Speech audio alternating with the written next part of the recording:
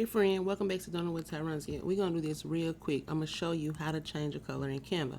I'm going to go to my Facebook page, just grab a picture. Doesn't really matter which picture I grab. I'm going to grab this one because I like it.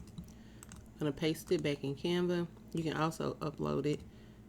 I'm just going to make it big so you can see it. Okay? You see it? Alright. Now, I'm going to simply click on the picture, do background remover. It removed the background. You see how the colors come up at the top? Her dress is purple. I'm going to click on purple color. And I'm going to simply change her dress to whatever color I want. And I did that in less than 45 seconds. Okay, and you can always adjust the color to make it darker, lighter, whatever. There it is. Bye, friend.